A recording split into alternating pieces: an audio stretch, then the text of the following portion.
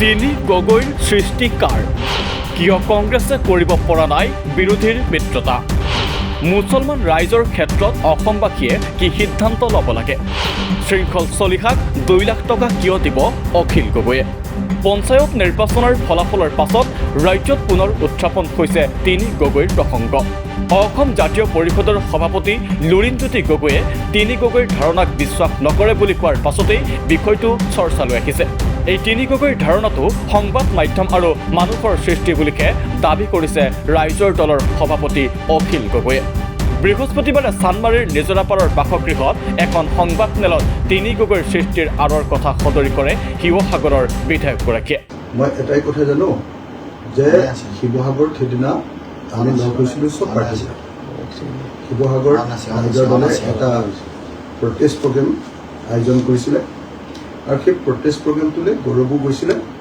লুৰিণো গৈছিলে তাৰপিছত ভূপেন্দাও গৈছিলে দেৱব্ৰত শইকীয়াও আছিলে বহুত মানুহ গৈছিলে তেতিয়াই আপোনালোকৰ DY সাংবাদিক যে ভাস্কৰজ্যোতি দাস শিৱসাগৰৰ ব্যুৰ' চিফ জাজ খুব এক্সপাৰ্ট এক্টিভ তেওঁ সাংবাদিক তেওঁ আকস্মিকভাৱে আমাৰ তিনিটাকে ক'লে যে আমি আজি তিনি গগৈ কেনেকুৱা কথা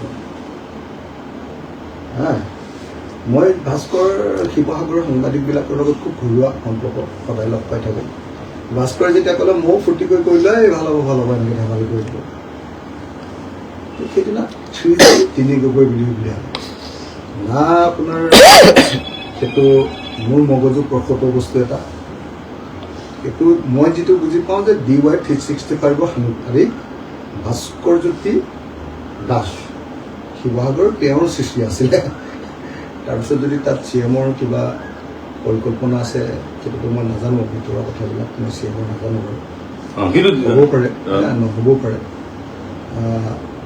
লুৰিণৰ ভিতৰৰ কথাটো জানিবও পাৰে মই নাজানো বাৰু বিশ্বাস কৰি লাভ নাই হ'বও পাৰে নহ'বও পাৰে কিন্তু মই সেইটোক লৈ বৰ্ডাৰ্ড নহয় কেতিয়া মানে না কেতিয়াবা তিনি গগৈক লৈ উৎফুল্লিত না কেতিয়াবা তিনি গগৈক লৈ মন বেয়া লাগে এনেকুৱা একো নালাগে মানুহে কয় কাৰণে ময়ো কৈ দিওঁ কেতিয়াবা গতিকে মই ভাবোঁ যে সেইটো মানুহৰ সৃষ্টি সংবাদ মাধ্যমৰ সৃষ্টি আৰু তাৰপিছত যদি তাতে চৰকাৰৰ কিবা অংশ আছে তেতিয়াহ'লে মই নাজানো থাকিব পাৰে মানে কংগ্ৰেছৰে মিত্ৰতা নোহোৱা প্ৰসংগতো সাংবাদিকৰ প্ৰশ্নত উত্তৰ দিয়ে বিধায়ক অখিল গগৈয়ে শিৱসাগৰৰ বিধায়কগৰাকীৰ মতে কংগ্ৰেছৰ ভিতৰত চলি থকা অস্থিৰতা আৰু ভয়ানক ভূমিকম্পৰ বাবেই মিত্ৰতা সম্ভৱ হোৱা নাই এটা কথা যে একচুৱেলি এলায়েন্সটো কিয় হোৱা নাই এলায়েন্সটো হোৱা নাই অকল কংগ্ৰেছৰ ভিতৰত থকা অস্থিৰতাৰ কাৰণে কংগ্ৰেছৰ ভিতৰত ভয়ানকভাৱে ভূমিকম্প হৈ আছে ভূপেন দাক সভাপতি ভাঙিবৰ কাৰণে সাংঘাতিক ধৰণৰ এটা কচৰত চলি আছে বিধায়কবিলাকৰ মাজত বিভিন্নজন আৰু লগতে বিভিন্নজন কংগ্ৰেছৰ নেতাৰ পিনৰ পৰা লিখিত অলিখিত দিল্লীত AICC প্ৰেছাৰাইজ চলি আছে আপোনালোকে খবৰ ল'লে গোটেই খবৰটো পাব এতিয়া কংগ্ৰেছৰ ভিতৰৰ অৱস্থাটো যোৱা কিছুদিন ধৰি ছমাহ এবছৰ ধৰি এনেকুৱা পৰিস্থিতি যোৱা ছমাহ ধৰি কংগ্ৰেছৰ ভিতৰৰ অৱস্থা এনেকুৱা যে কংগ্ৰেছৰ ভিতৰত এতিয়া ইউনাইটেড সিদ্ধান্ত এটা হোৱাটো অসম্ভৱ সম্প্ৰতি মিত্ৰতা নহ'লেও কংগ্ৰেছৰে মিত্ৰতা হ'বই বুলি দাবী অখিল গগৈৰ কিন্তু ৰাইজৰ দলে মিত্ৰতা লাগে বুলি আগৰ পৰা কৈ নাথাকে কিন্তু মিত্ৰতা যে হ'ব সেয়া অৱধাৰিত বুলিও দাবী ৰাইজৰ দলৰ সভাপতিগৰাকীৰ এলায়েন্স হ'বই এইটো অৱধাৰিত কিন্তু আমি ৰাইজৰ দলে এবাৰ এলায়েন্স লাগে কৈ নাথাকোঁ মানে এলায়েন্স হ'বই যদি এলায়েন্স নহয় তেতিয়াহ'লে জানিব যে আমাৰ দলে যদি এলায়েন্স নিবিচাৰোঁ তেতিয়াহ'লে আমি বিজেপিৰ মানুহ কংগ্ৰেছে যদি এলায়েন্স নিবিচাৰে তেতিয়াহ'লে জানিব যে কংগ্ৰেছৰ ভিতৰত বিজেপিৰ মানুহ আছে এলায়েন্স হ'বই এইটো মানে অৱধাৰিত যদি বিজেপি কৰিব খুজিছে এলায়েন্স হোৱাটো অৱধাৰিত এলায়েন্স নোহোৱাৰ প্ৰশ্ন উঠিব নোৱাৰে যিদিনাই কংগ্ৰেছৰ ভিতৰত স্থিৰতা আহি যাব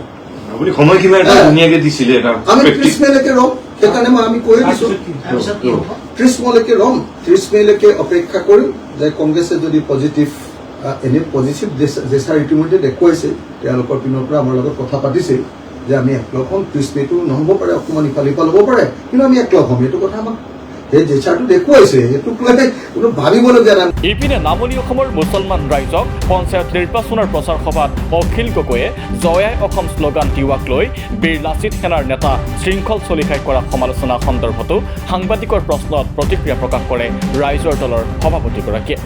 অখিল গগৈয়ে কয়, মুছলমান সংখ্যালঘু ৰাইজক মূল সুঁতিলৈ আনি জয়াই অসম কোৱাটো বেয়া কথা নে মুছলমান সংখ্যালঘু ৰাইজক AIUDF-লৈ পঠিয়াই দিয়াটো ভাল হ'ব, সেই সিদ্ধান্ত ল'ব লাগিব অসমবাসীয়ে।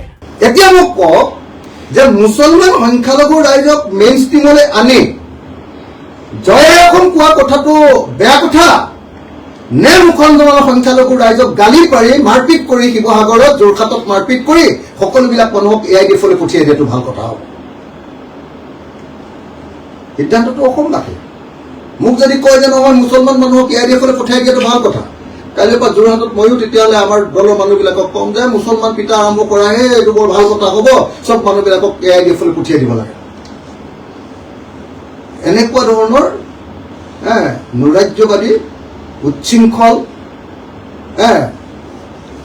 ভয়ানক, অসম বিদ্বেষী, জাতি বিদ্বেষী, জাতিৰ মানে কি কয় আপোনাৰ জাতি গঠন প্ৰক্ৰিয়াৰ বিৰোধী এটা কাম পৃথিৱীৰ কোনো মানুহে কৰা উচিত নহয়।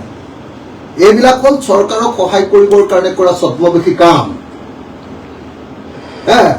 বিজেপিৰ লেগুলত ধৰা মানুহবিলাকৰ কাম, এইবিলাক কাম, বেলেগ কাম নহয়। আপোনাৰ নামটো লৈ কৈছে যে অখিল গগৈ কিন্তু আমাক এতিয়া